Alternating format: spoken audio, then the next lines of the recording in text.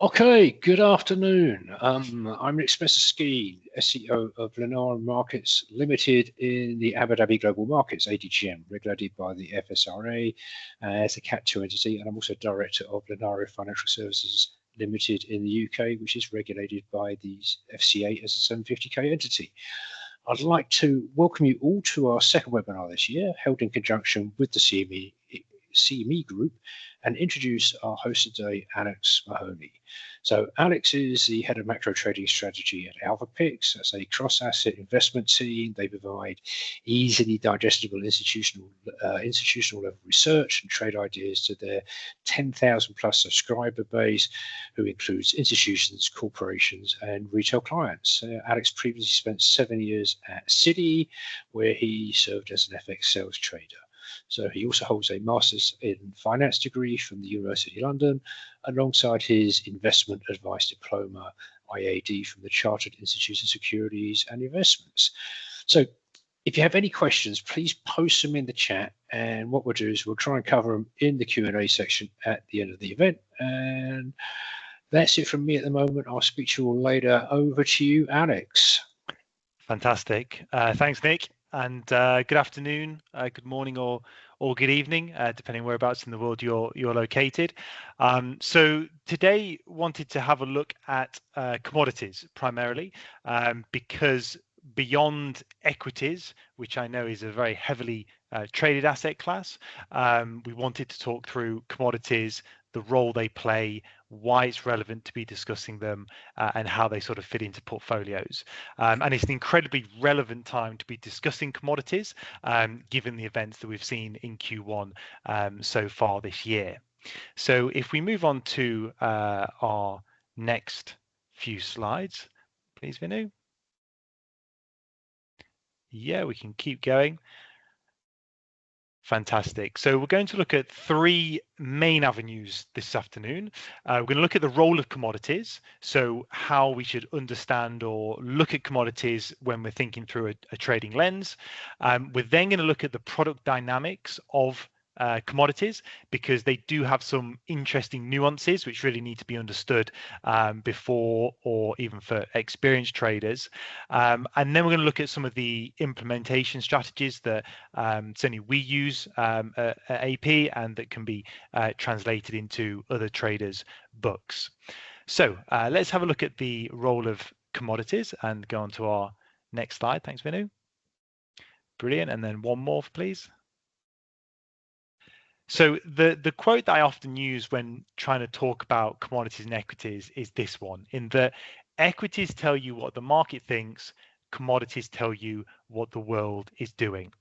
And the way you sort of summarize this thought, or the way I classify it, is that commodities are really good identifiers of where we are in terms of macro cycles and macro regimes. And this is not necessarily the same as what you see in the equity markets, because you can have situations, the S&P is the classic example, where you have a calendar year and the S&P has traded up, let's say 5%, with relatively low realized vol. But actually, when you look at some of the different macro themes that have been going on, which we'll look at in a little bit, a 5% low vol environment is not actually a tale of the story. And commodities really help to express some of those stories in a much more bespoke manner, which, if you take advantage of them and want to play them correctly, can certainly enhance a portfolio yield. So let's look at an example on our next slide, which is the most relevant one for this year. So what we have here is we have a chart year to date of oil. We have Brent on the white line, and we have the S&P on the blue line year to date. Now, what you'll notice, obviously, both through January had traded relatively normally, and then you can see through the end of February, we had that spike in the oil price, which coincided with the conflict in Iran beginning. Now, as you can see, the S&P in the blue did move lower throughout February as the oil price climbed. So there was a good correlation and a good understanding by both markets of what was going on. However, through to the end of March, and even continuing in the equity space this week, we've seen the S&P rally, and it has made back all of those losses from before the conflict started. So that tells us one story, but really, what is the true story that's going on here? Well, if you look at the price of oil, it's still trading above $90 a barrel. Now, sure, it's a little bit off the highs we saw a couple of weeks ago, but the price is still significantly higher than if you look on the far left-hand side of where we started the year at. Now, this really is a great example of showing how a macro regime is better expressed via a commodity. Because what oil is telling us here is that there is a story. There's geopolitical tensions going on. There's tightness in the supply of oil. And generally, the situation in that commodity space, the price of oil is telling us it's not resolved, and that it might not be resolved for some time. That's what the premium embedded in the oil price is telling us. Whereas if we were trading this on the S&P, well, actually, the S&P back at current levels isn't really telling us that same story. And although we'll come on to it later, this already is a great example of how commodities work into a portfolio very well, because if towards the end of February, you had the view of, you know what, I think things are going to escalate in the Middle East. I'm concerned, and I want to hedge my portfolio, or I want to address this situation. Well, if you'd shorted the S&P as a result of your concerns, your position as you stood today would be pretty much flat, your mark to market. But if you'd express this via the commodity of oil, well, obviously you'd be significantly up, and you'd have played and identified that regime very well. Now let's have a look at the next slide to take another example here. Now this is a case of gold in the white line versus the S&P again in the blue, but now we're looking at 2025. So we're looking at the 12-month period last year. And again, the S&P had a relatively good year last year. Well, I say better than relatively good. It was a very strong year for the S&P in terms of performance, but really it was massively outstripped by the performance of gold. And these are the two lines on a percentage gain basis. So you can really see the absolute difference in terms of performance from gold and the S&P. Now, why do we see such a massive move higher in gold last year? Well, again, it was because some of the specific regime identifiers were better expressed in the commodity space than in large cap equities. For example, a great example of this is the trade tensions that we saw last year with the April the 4th Liberation Day and the ensuing backtrack of levies and import sanctions and etc. that really went on for the bulk of last year. But in terms of the S&P and the price action we saw there, you'll note from the chart, yes, we did see a sharp decline at the beginning of April when this news was being processed, but that was recovered relatively quickly. And for the rest of the year, the market, the equity space in general, shrugged off a lot of those concerns about trade tariffs and the tensions between the US and China and other nations. However, under the surface, would any of us have said during last year that we weren't cautious about the potential at any point for escalatory tariffs, either from a true social post or through the mainstream media or a variety of sources? And certainly that was always in the back of my mind at any point last year. Now, gold reflected that uncertainty much more. Gold is a traditional safe haven asset, as we all know, but the chart here really goes to show that in terms of the regime that gold was identifying, gold was saying, in part because there are other factors, but gold was saying there's a lot of geopolitical uncertainty throughout 2025, and therefore we need to price that more accurately. Now, another element that went into gold's rise was the fact that interest rates at a global level and with developed nations started to fall last year. There was some easing in policies from various of the major central banks. Now, from that perspective, gold doesn't pay out any interest. It doesn't have a yield. So when interest rates are very high, you tend to see gold underperform because at a relative level, you can't really pick up any yield in that. So the opportunity cost of holding gold or even trading it versus assets that do pay yield looks more attractive. So with interest rates coming lower, well, all of a sudden that opportunity cost slightly reverses and gold becomes more appealing. So even though in the equity space, in your traditional equities, you maybe didn't see that reflection of monetary policy easing have such a big impact, but when you look to the commodity space, gold's a great example of how it can really outperform and offer a significant difference in terms of performance by playing it as a proxy, either for monetary policy easing, geopolitical tensions, or other factors that influence gold last year. And again, that's another really nice way of using commodities. So let's take a final third example on our next slide. And finally, this is copper that we're looking at. So we're now taking a very long-term view. This is the chart of copper over several decades. But you notice I highlighted a few sections in white there of where copper went through a multi-year period of volatility. So we have, for example, when China entered the World Trade Organization at the turn of the century, their sort of push, their build out of infrastructure saw a copper super cycle. We saw this retrace with a lot of volatility in the global financial crisis. And then looking further along, we had that build out after COVID, a lot of pent up demand that then came back online. And then most recently, and probably the most relevant for all of us sat here today, is the continued push of electrification and the AI build out and the data center push and the huge amount of capex spend that big tech is looking at the moment. Now, how does this all tie in? Well, copper is a key commercial element that goes into any sort of industrial build out. It's a key metal. So again, when you look at the regime here, you can identify from the large price movements, well, what regime are we in? Are we in a copper cycle right now? Are we in a build out phase, either from an emerging economy that's developing, or from a sector theme, or from a general global theme of AI? And copper as a commodity can really show us that by the price movements.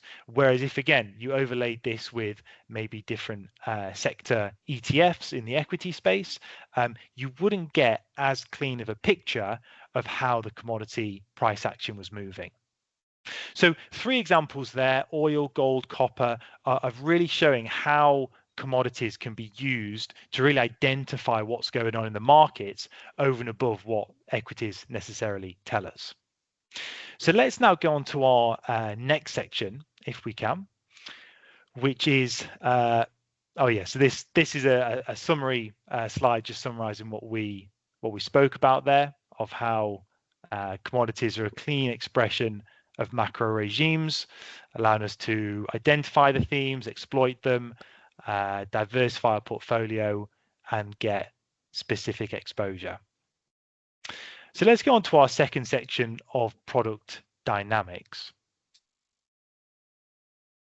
And if we go on one more slide, we'll take a look at some of the specific products we have here. So in the commodity space, much like most different financial assets, we can trade them in a variety of ways. So one, which is one of the most common behind futures, is trading at spot. So XAU is the ticker for gold. And for example, the precious metal like gold, you can trade it effectively as a currency. So you trade the price of gold, in this case, relative to the US dollar, and that price fluctuates. And you can obviously buy or sell it at spot, obviously with Lunaro as a spread bet. Futures is obviously another very popular way of trading commodities. In this case, as I put an example for oil, And I know it's something we alluded to in our first webinar series, where we looked through some more of the product specifics with futures. And it's that the ticker code, so in this case, CLM6, often futures tickers can be a little bit off-putting for some retail investors that are looking at these for the first time. But a little bit of studying doesn't take long at all to understand what product you're trading by the ticker code. So in this case, CL, the first two letters, is the product. So in this case, we're trading oil. It's a WTI contract.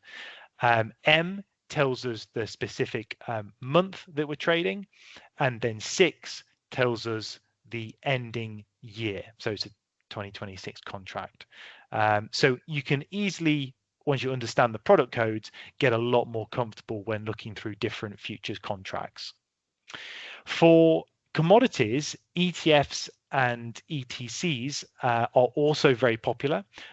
So these provide unleveraged exposure where you can buy them and sell them on exchange. So there's the appeal of the pricing, there's the appeal of the liquidity, and also the fact that you don't have to have leverage on them if you don't wish.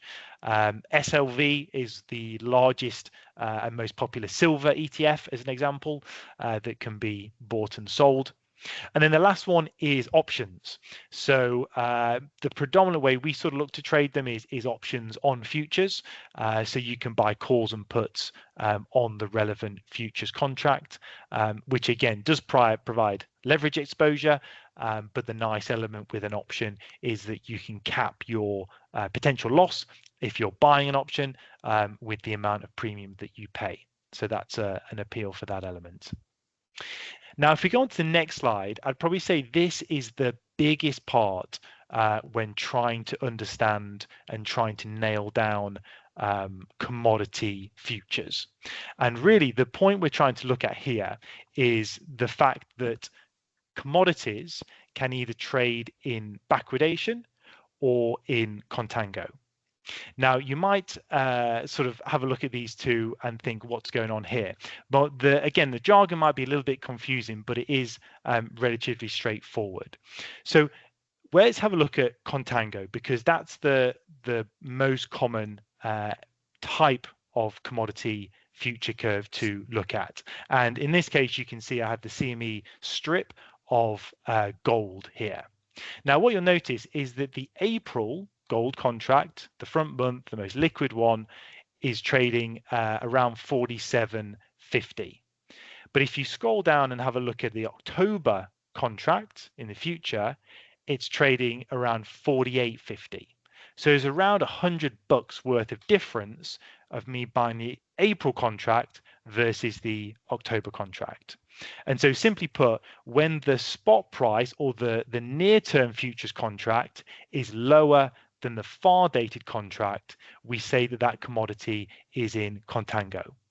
Now, when you think about it, being in contango is the logical path for a commodity to be in, because essentially when you're buying a future now versus further down the line, the difference in that time frame, well, you have, if you take gold for example, you have gold storage costs, you have insurance cost, you have financing costs, you have a lot of other elements that go into the price of maintaining, storing gold, etc., over a period of time.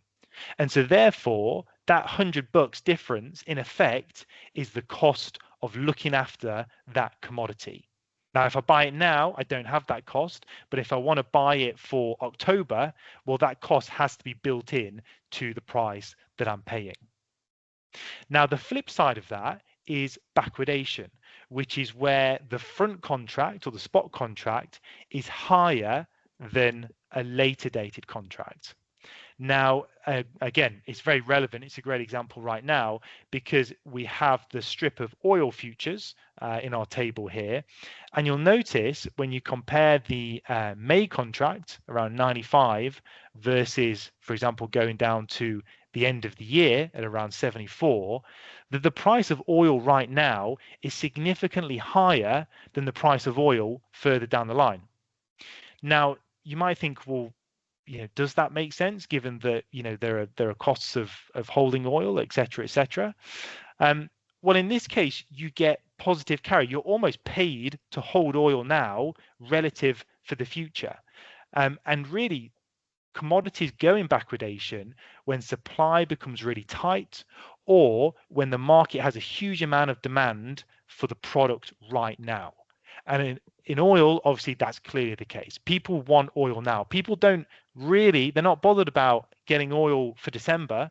They want oil tomorrow or even this afternoon. And so that creates a situation in the futures market where it goes into backwardation and the front month actually goes above the longer dated month. Now, understanding these physical market dynamics are probably one of, if not the most important part when considering trading commodity futures, because there's a few things to factor in. One is the element of understanding now versus the future, because you might look at this strip, if you look at gold, for example, and you might think, well, the gold price, further down, I'm actually getting a higher price later on. So, surely should I buy the cheaper price or should I buy the higher price? Now, actually, if you understand the cost of financing, etc., you'll appreciate that there isn't really an arbitrage in that sense of which month to buy. It's just a proxy for the costs and what goes into pricing that contract. Now, the other element to really appreciate, though, is what we call the roll yield.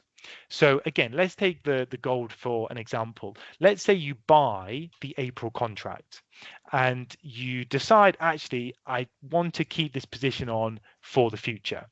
So when it gets close to expiry, you say, okay, I'm going to sell this April contract and I'm going to buy the May contract. Now, because the May contract is at a higher price than the April one, it's costing you. You've got a negative roll yield of moving out of April and moving into May. And this again would continue into June, into July, etc., etc. So you have to factor in and say, okay, by rolling this contract to the next month, I'm going to cost me, let's say, $5. In terms of the price of gold. And so that needs to be factored into your overall P&L and say, okay, well, yeah, I'm going to roll this. It's going to cost me $5, but I think gold in the space of the next 2 or 3 weeks is going to rally by $20, $30. So I'm okay with that roll cost. But appreciating your roll costs, which ultimately do go into your overall P&L, is really important. And it's the same goes with backwardation. So with oil at the moment, let's say you thought, okay, I think the oil price is going to stay the same or actually potentially increase in the coming months. Well, if you bought the near dated contract and then look to roll it to the next month, you're going to have a positive yield because you'd be selling at 95 and you'd be buying back at sort of the low 90s. So you'd be banking a positive roll by going month to month. And if the actual price of oil increases at the same time, well, then you have a win-win. So there are different ways to play the market dynamics of backwardation versus contango, but the appreciation for what's going on is as important as anything. Now, obviously, don't want to go into this in too much detail, but you can also, if you wanted to, play the market dynamics without actually having an outright view of price. So the curve, which is what we call all the multiple prices over different time periods spread out. So you have your 1 month, 2 month, 3 month, 4 month, and you put all those prices together and you do get a curve, as it were. Now you could say, okay, well, I think supply in the oil market is going to tighten more than it is at the moment. And so in that case, the spread between the front dated contract and a contract in December, I think that spread's going to widen. So in that case, you could buy the near dated May contract, sell the contract in December. And if that spread does widen, well, then you've profited from it, even though you're not taking outright price direction because you're long one contract, you're short the other. The play there is actually a play on the spread. So there's lots of different ways you can think about the dynamics. Now, if we go on to our next slide, we can have a look at the actual contract specifications. Wonderful. So This goes a little way to showing you something we ran through in more detail on our first webinar, just again of some of the logistics to ensure that we're not getting caught out by the size of our exposure on a contract. Now, for example, with oil, the standard oil contract is 1,000 barrels. So if we assumed oil was at $100 a barrel, then you have $100,000 as your contract size. So from that $100,000, you strip it back and say, okay, well, if oil moves $1, how's that going to impact my P&L? For an oil contract, that's $1,000 as a swing. Now, for accounts, if you think, okay, I don't want to take on that size of exposure, there are often micro contracts that exist in the commodity space, the same as in the equity space. So you can trade, for example, MCL, which is micro oil, where a $1 move equates to $100 as a P&L movement. So that ties over again into other commodities. Examples here of gold. A standard gold contract, GC, is very large. It's 100 ounces, which you don't want to be taking physical delivery of that as much as you don't want physical delivery of 1,000 barrels of oil. So again, you can trade micro gold, which is 10 ounces, which has a small, obviously, impact on any potential P&L. Also, just two little points to remember. One is futures contracts are leveraged. You pay your initial margin, which is a small percentage of the total notional, but you get the exposure of the total notional. So you can obviously leverage up your movements relative to your capital. And particularly with the case with commodities, the front month, the nearer month, usually always has the best liquidity. So although it shouldn't impact unless you're trading significant sizes, it is best practice to trade the contract that has the best liquidity. And this actually comes in very relevant to our next slide, which again is a nuanced feature with commodities, which refers to physical delivery. So if we have a look at our next slide, please, Vinu.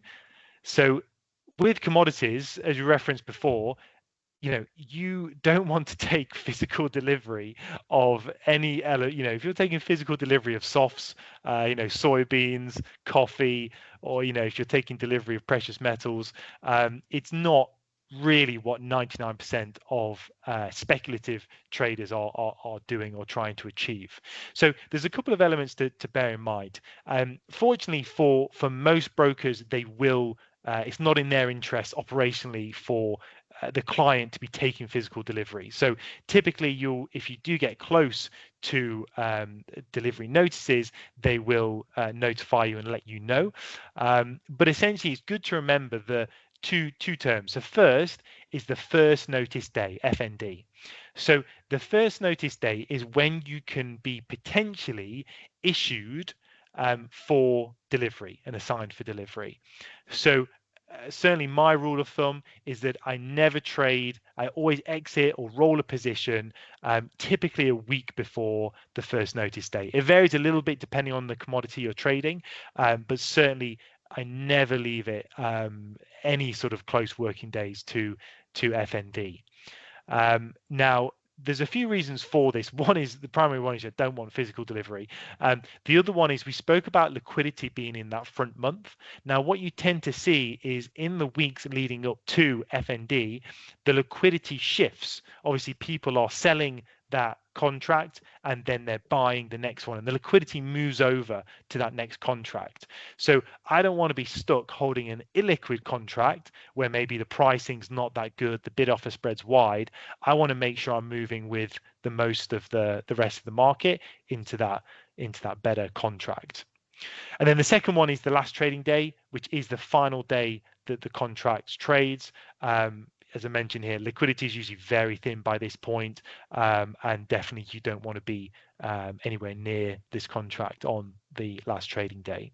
So as I said, it's more of a point of reference because you should receive countless notifications in the run up to FND so that you're not in a position, but even just for your own sanity and your risk management systems, you definitely want to be avoiding trading any contract very close to expiry. So now let's go on to our final section, which is the implementation strategies of commodities. So if we skip on a couple of slides, we can go to our first way of implementing. Thanks, Manu. So the first method we look at is as a hedge. So we're going to assume that in all these scenarios, we're primarily an equity-based investor. Now, in this first scenario, we have a portfolio, an equity portfolio. The total value of equities and cash, etc., is $100,000, and we have about half of that exposure in gold mining stocks, which is great. Now, you might have the view that you want to protect against a pullback in the gold price in the coming months. You think gold's had a great run up. I've done very well on my gold mining stocks. I don't want to sell my stocks outright, but I just want to get a bit of a hedge on in case we see this fall over in the coming couple of months. So in this case, commodities coming very nicely. You could look at a commodities futures contract. In this case, the micro gold contract, which has a notional around that 50K mark. And you could sell one of those gold contracts so that if gold does fall, well, you do get the appreciation on the futures contract, even though you'll lose out on your equity stocks, and you provide yourself with a bit of a buffer there. Now, again, without wanting to get into too much detail, it's important to remember that the beta of your stocks needs to be correlated to your hedge. Now, what I mean by this is, for example, your mining stocks might have a beta of 2 to the gold price. So if gold goes up $1, your mining stocks might go up $2, the equivalent. In this case, you might say, actually, I need to sell 2 contracts to protect myself fully against that move lower in gold. But now let's have a look at our next way that we can implement it. And this is with complementary exposure. So this time we're not looking to hedge ourselves out. If anything, we're trying to add exposure to a particular view. So in this case, equity portfolio 2, it's again $100,000 in total value, and we have 10 grand associated to AI sector stocks. And you might think, actually, do you know what? The AI, the build out, the infrastructure play, I really believe it's going to be a theme for the next year or longer on that. And actually, I want to increase my exposure to this build out. So on top of your equity stocks, you could look to buy copper futures. Now, we've run through earlier on in the role that copper plays in the industrialized process and in the data centers, etc. And so it's logical to think that if we do see infrastructure continue to build out, copper is going to be a direct beneficiary of this. Now, this gives you that complementary exposure because you've got the equity play. So, for example, you might hold an Amazon or an Apple or a Tesla or an Nvidia, something like that, that has more indirect benefits from the AI sector doing well in general. But that copper element can provide really clean complementary exposure as well. Now, if you have a look at our third way we can implement this in our strategies, we want to have a look this time at bespoke exposure. Now, this one is more of a niche one, but not as niche as you actually think. In terms of you have your equity portfolio, which you're happy with of $100,000, but you have a view this time, a specific view, that you think Brazil is going to have a poor season for coffee production. Now, in this case, you might think, well, I could short Starbucks, for example, as an equity, but there's a lot of other factors that go into influencing the Starbucks share price, bar just the price of coffee. So in this case, you could look to buy a coffee future. Now, the assumption would be that if Brazil has a bad season, production is low, supply is low, the price of coffee should increase. Now, to get that bespoke exposure, it's very hard to replicate that in in the equity space. Whereas if you look in commodities, you can find more specific exposure. Now, again, you might think, well, this is, does anyone do this? This is incredibly niche. But actually, certainly when you look at an institutional level, these are the type of trades that look and go on. And Brazil at the moment is a place that certainly our company is very positive about for a variety of reasons. And it's a huge net exporter of different products, coffee, sugar, ethanol, soybeans, oil, the list goes on. But certainly if you want to have a bespoke exposure or have a very specific view, again, sometimes commodities is the best way to play it out versus equities. So we've run through a lot there over the course of half an hour. I appreciate maybe a little bit whirlwind, but I'm just going to take a pause there and happy to take any questions that have come through. Lovely, thank you, Alex. Ivina, you can stop sharing.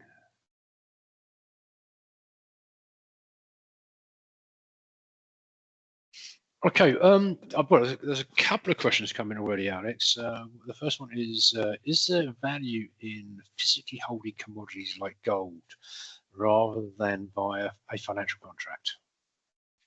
Yeah, sure. So certainly a gentleman I used to work with on the train desk at Citi, he would always buy gold coins, and he would store them at his home, and he liked to hold the physical commodity.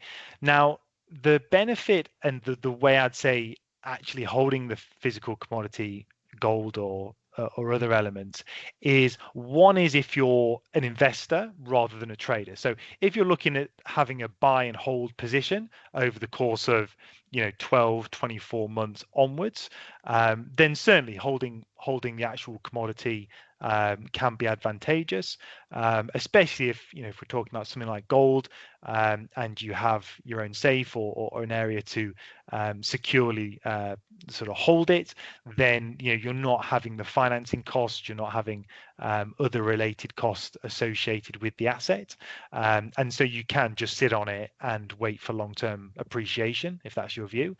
So I'd say definitely physically can make sense in certain scenarios. I think for the ones that are essentially looking to trade this over a shorter term period, the hassle of physical delivery, holding that asset and then looking to move it on again in the space of a few weeks isn't really that practical, but certainly it does have its place. Okay, there's another one here. My account is too small to trade most of the futures contracts. How can I still invest in commodities? Sure. So obviously we ran through the fact that you can trade micro contracts on most commodities. So depending on sort of how small is small, you can get exposure to different commodities with even a relatively small account. But if we even going down further from that, when you're looking to trade at spot, or like an ETF, for example, you can buy a silver ETF with $100 in an unleveraged exposure. So there are definitely ways you can take on exposure with a small account, even if it's below the sort of micro futures level. Okay, it's an interesting one, because obviously, a lot of people don't have necessarily, you're in the UK, you get paid in sterling. So how would you insulate yourself from the FX risk when you're trading in dollar-based contracts? Yeah, it's a great question. So I think from the perspective of if we're looking at oil or gold's a good example, is that if you're trading at spot, again, let's take gold as the precious metal example, there's enough liquidity to trade gold at spot in your respective home currency. So for example, you could trade XAU against the US dollar. You can equally trade it against the euro or against the pound. So on one element, you can take that on. For other products that are maybe not as liquid, or if you're trading them on the futures where it is dollar denominated contract, you can look to hedge your corresponding exposure, and in that you take on the FX risk. So essentially, if you're trading let's say a 6-month futures contract, you can offset that risk by taking a 6-month FX forward contract and doing the reverse of your, in this case, dollar exposure back to your local currency. So you can sort of hedge yourself out from that perspective. The thing I would say, though, is that, when you are looking at a trade in a commodity move relative to an FX move, the FX exposure is unlikely to be a material drag on your P&L. For example, if we go back to that original example of oil year to date, oil as of 2 weeks ago had basically doubled in price in the space of sort of 6 to 8 weeks. In comparison, the US dollar had rallied 2%.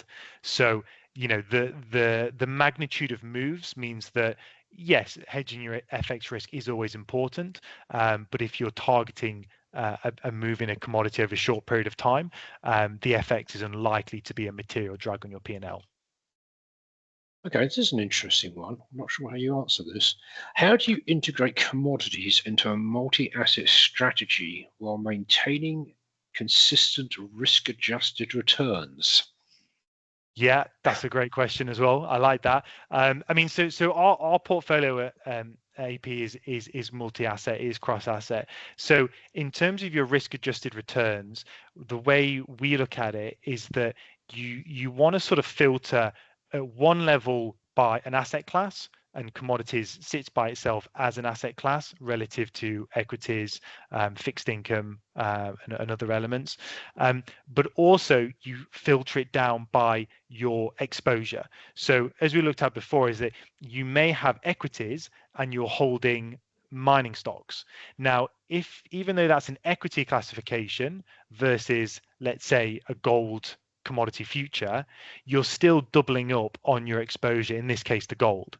So part of the way to filter it and factor in your risk adjusted returns is not just to look at risk management from an asset class level, but also you want to look at it from an exposure level.